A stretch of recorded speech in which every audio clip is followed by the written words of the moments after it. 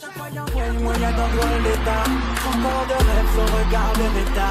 Un soupçon d'Amazon quand on marche dans ses pas.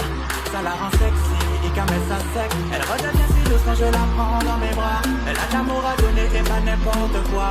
Elle les rend tous fous, elle est consciente de ça. Et pas aimer bête fil, et quand elle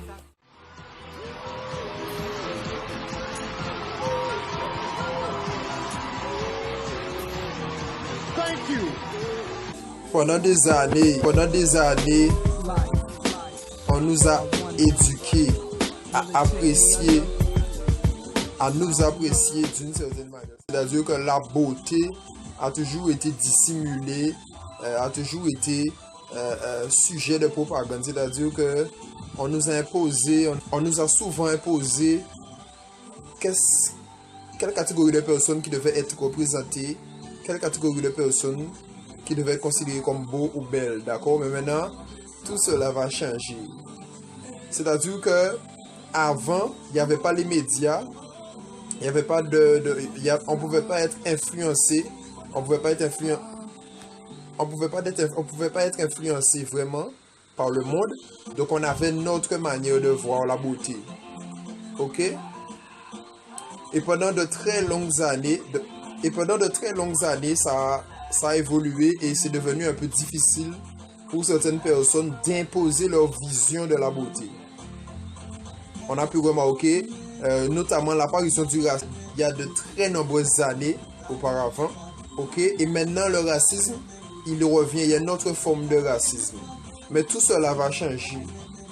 Tout cela va changer parce que beaucoup de personnes vont prendre conscience de leur beauté, de leur richesse, de l'appartenance qu'elles ont avec une catégorie de personnes qui peuvent briller et rayonner à travers le monde, d'accord? Beaucoup de personnes vont prendre confiance en elles et je vais vous expliquer pourquoi. Beaucoup de choses vont changer. Beaucoup de choses vont changer. Et vous savez pourquoi? Qu'est-ce qui va changer déjà? Qu'est-ce qui va changer? Déjà, le point de vue du monde au niveau de la race noire, au niveau de la femme noire, la femme africaine, ou faisant partie, représentant de la diaspora, étant représentant de la diaspora, et l'équilibre, on va dire l'équilibre, puisque c'est vrai que beaucoup de femmes noires inspirent le monde à travers la musique, à travers le sport, à travers le cinéma, d'accord, à travers pas mal de choses. Mais là, c'est un autre critère, c'est un autre domaine, c'est une autre catégorie d'influence, d'accord, parce qu'il y a la politique aussi. Mais là, c'est une autre catégorie d'influence. Ça concerne la beauté. Et la beauté, c'est quelque chose de très délicat. C'est-à-dire que beaucoup de personnes subissent des discriminations dans le monde par rapport aux critères de la beauté. C'est-à-dire que la beauté, c'est quelque chose qui est établi par tout un chacun.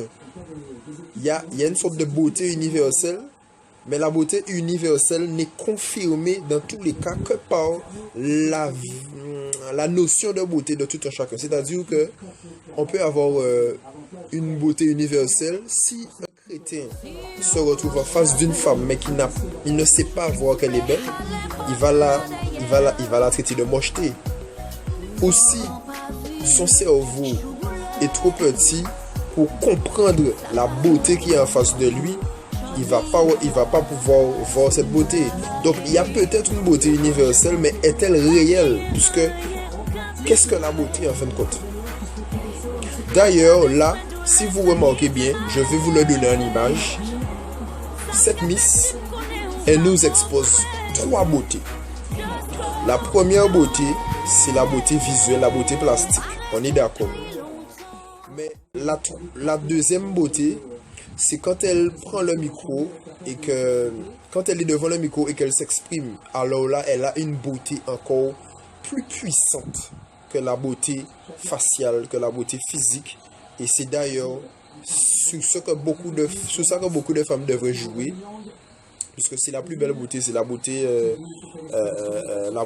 l'âme, quoi, la beauté de l'énergie, quoi, qu'on dégage. Et puis la troisième beauté, c'est son humilité. Je sais pas si vous allez comprendre ce que je veux dire, mais une femme hautaine, une femme prétentieuse, une femme arrogante, ça peut passer dans certaines situations. Mais là, comme ça, là, elle est parfaite.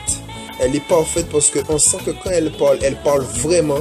C'est-à-dire qu'elle fait pas semblant, elle dit pas des choses pour séduire, elle parle vraiment avec ce qu'elle a sous le cœur et ça faisait peut-être une décennie, voire 20 ans qu'elle avait besoin de dire ça et elle le dit.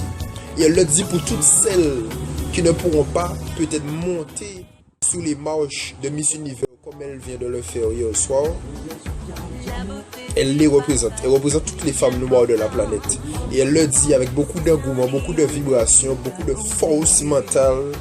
Et elle est beaucoup plus séduisante comme ça. Elle est beaucoup plus séduisante comme ça que quelqu'un d'autre qui serait monté avec peut-être une manière de parler, une manière de dire les choses et que bon. Mais là, franchement, on aurait presque dit qu'elle est ambassadrice justement de l'univers. C'est pas, elle porte pas juste un diadème. Elle n'est pas juste, il n'y a pas juste marqué Miss Univers. D'accord? Elle représente vraiment l'ambassadrice de la femme dans tout l'univers, puisqu'on ne connaît pas encore les autres, les autres êtres vivants de l'univers, les autres formes de vie extraterrestres qui pourraient se confronter à elle. Donc pour l'instant, elle est Miss Univers et elle le vaut bien. What is the most important thing we should be teaching young girls today? I think the most important thing we should be teaching young girls today is leadership. It's something that has been lacking in young girls and women for a very long time, not because we don't want to, but because of what society has labeled women to be. I think we are the most powerful beings on the world, and that we should be given every opportunity, and that is what we should be teaching these young girls, to take up space.